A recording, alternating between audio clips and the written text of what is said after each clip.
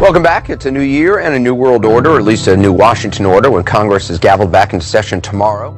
After World War II was over, we have, could I just say, 70 years, we have had a new world order, and it's been relatively peaceful. What we are allowing Vladimir Putin to do is undermine that world order. You are in danger of seeing the European Union come apart. That world order has to be maintained.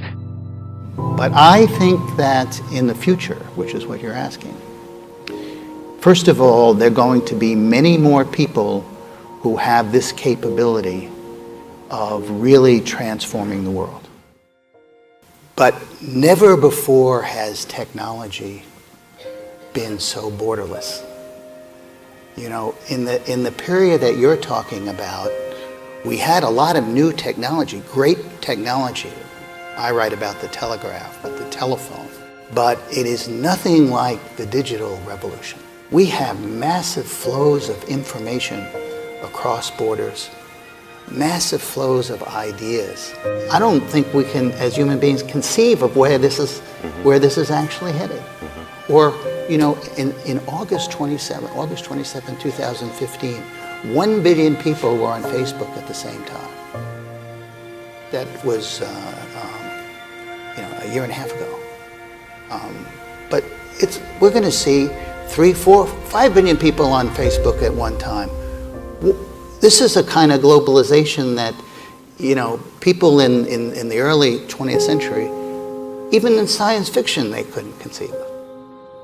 On the other hand, if you think about movement of people, the massive number of refugees that are moving around the world, I mean, this is, of course, one of the greatest tragedies. And it's a tragedy, human tragedy, and it's also a tragedy in my view, because I think the entire humanitarian apparatus has broken down. But that's a kind of globalization.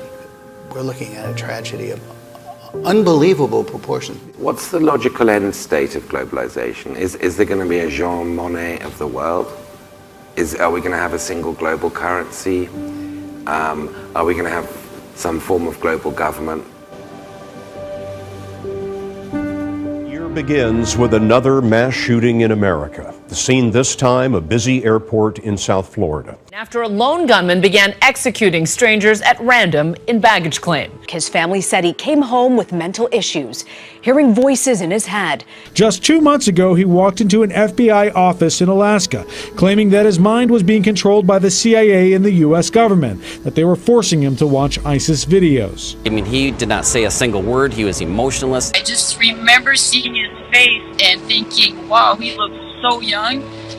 He just had this blank stare, just kind of really just no emotion.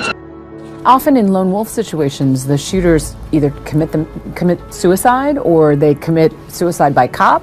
This was a somewhat different scenario. This was a strange ending. Normally, it ends very violently, like it starts. By him, basically, it appears he emptied his gun and then lay prone, giving himself up without a fight, which is a strange conclusion to all of this. It's destroyed us. It's destroyed everybody. It's destroyed us, and I just don't understand what is going on. My son is not a rapist. Reeves supposedly told investigators he has a problem often hearing voices in his head that force him to make very bad decisions. He says a mental evaluation on Reeves should be performed to see if the voices in his head meets the legal standard of mental insanity. It's so profound that he doesn't understand the wrongfulness of his acts, or the voices are so compelling that he feels powerless to resist them. We're also getting disturbing new details from Fort Worth police about a man who's accused of murdering his wife and their newborn son. In the affidavit, police say Vandeweege told a coworker that he recently started taking medication that makes him hear voices that tell him to kill people. The officer noted in his report Vandeweege was showing no emotion. What kind of a person would kill a baby? You know, babies, especially I don't know, I was completely shocked that this had even happened in the first place. This is the last photo Shanna Vanderwig posted on Facebook, just a few days after Thanksgiving.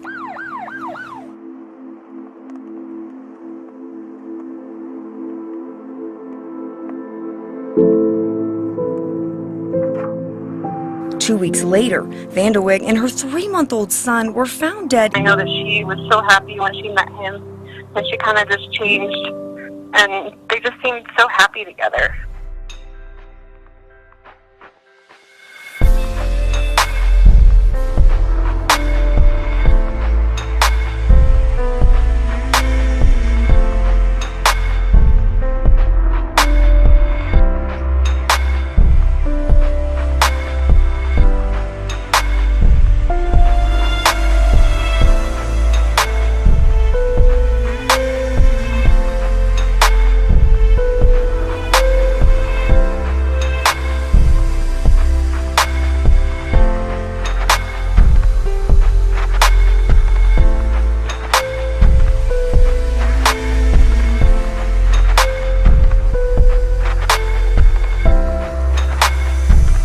Take down a man wanted in 2 recent attacks near Duke University. Our cameras, the only ones there, as officers took Samuel Hasty into custody last night on Underwood Avenue. Hasty speaking to ABC 11 in an exclusive. It's not me, he says, the 27-year-old denying his involvement in the crimes for a very surprising reason. Samuel Hasty agreed to a jailhouse interview here before facing a judge on sexual assault and robbery charges. He repeatedly denied involvement in the crime that happened November 30th on Swift Avenue and the one that happened Saturday afternoon at Duke Gardens. He says he is the man in the surveillance photo from a store where a credit card stolen from one victim was used, but when asked if he is not responsible for that or the assault at Duke Gardens, he told me he hears voices in his head. They tell me to do stuff that sometimes I can't control, like they tell me to kill myself. They was telling me to hurt people. They were telling me to just do crazy stuff. In Southington, trying to figure out what caused a loud boom that rocked neighbors earlier today. Folks in surrounding towns heard and even felt that blast as well. At least that's what it sounded like. So far, no one seems to know what it was. It was loud, and I was sitting in the chair, like I said, in the house, and the house shook. It was a quiet holiday morning. Most of the people had the day off. It felt like an explosion to me. When more than a half a dozen neighborhoods around Connecticut heard what many thought could have been a sonic boom. I've never felt the house shake before. From Waterbury to Wolcott to Cheshire to Southington, neighbors heard a thunderous explosion followed by a ground-shaking shockwave. It rattled windows, knocked pictures askew, and then stopped. Their neighborhoods were quiet once again. And all of our neighbors did too, Bob, across the street. They were all out on the sidewalk staring up at the sky, talking about it, trying to figure out exactly where it came from. Matter of fact, they were surprised that they hadn't even heard sirens in the neighborhood. We kept waiting for the sirens, and they didn't come. We kept following the feeds on Facebook, and, it's up to 800-900 comments on it. And the police apparently didn't know what was going on. I mean, really, it's a most unusual thing because there's no building missing a roof. There was no seismic activity that we know of, or earthquake, anything like that. They're just a loud boom, shook and rattled just for miles around. Thanks so much, Bob. What could that have been? We'll find out at some point.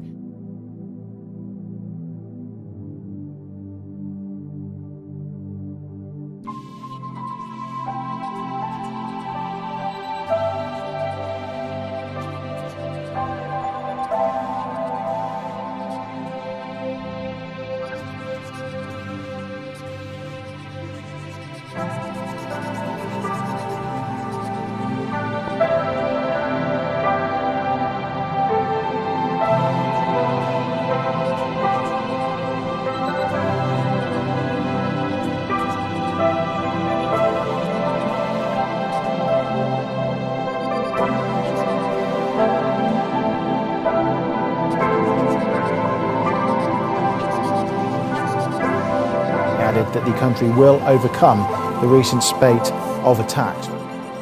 Witnesses say it looked like a war zone. It's a more sustainable kind of globalization. And then you might see international institutions that are much smaller, much less, their ambitions are much, they're there to execute fewer things. And nation states that the governments are much more, they deal with one another, and globalization is a big issue. It's not kind of handed off. So I think that we may be headed for a different sort of model. I'm not sure, But the one thing I am sure of is we shouldn't be so wedded to what we've seen as the only way.